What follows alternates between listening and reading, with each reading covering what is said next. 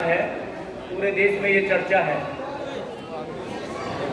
साथियों, किसी भी कीमत पर बीजेपी और आरएसएस किसी भी कीमत पर किसी भी नेता को जिसको लगता है उसे रत्ती भर का भी भला हो सकता है, किसी को डरा के और किसी को लालच दे के तो बदलना चाहते हैं, अपने खेमे में रखना चाहते हैं।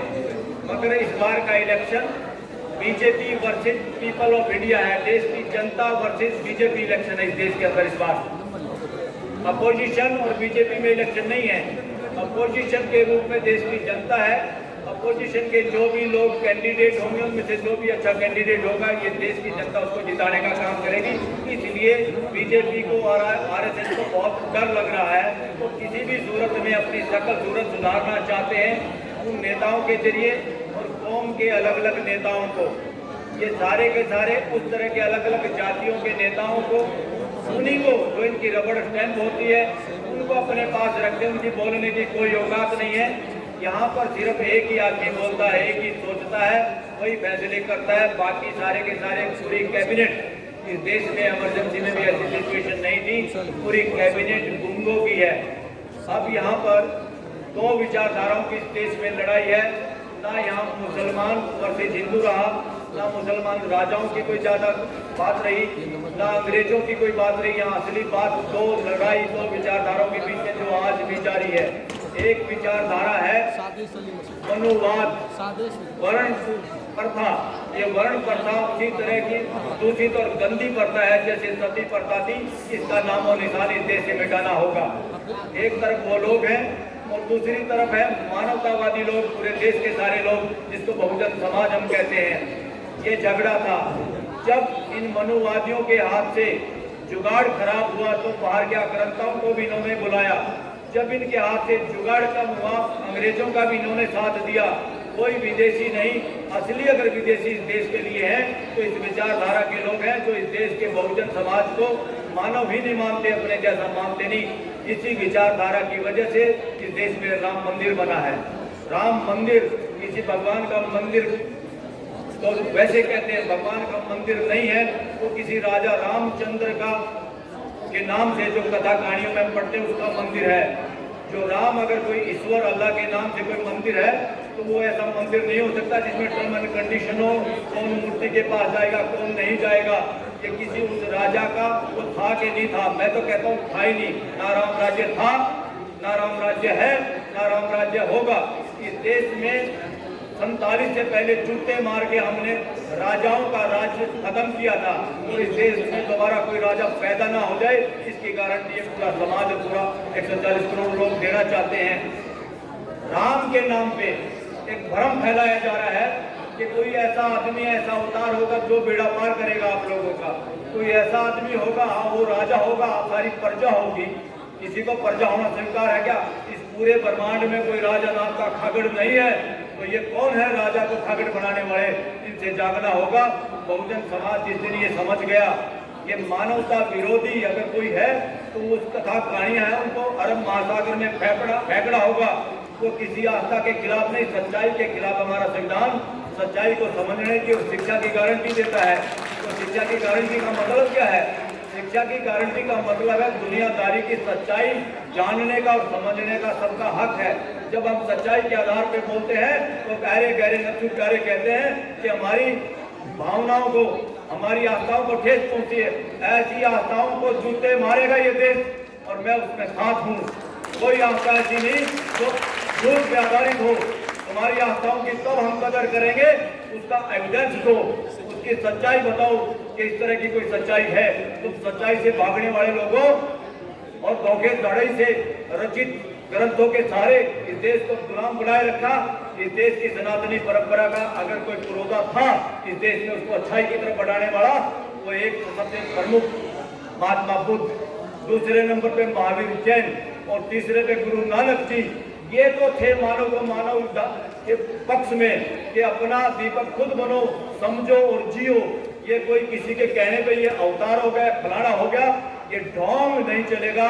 देश में सिर्फ ढंग की बात होगी। ढोंग को जूते मारो और ढंग की बात का साथ दो। साथियों, आज डोंग की बात का साथ देने के लिए नीतीश कुमार मांग गए हैं।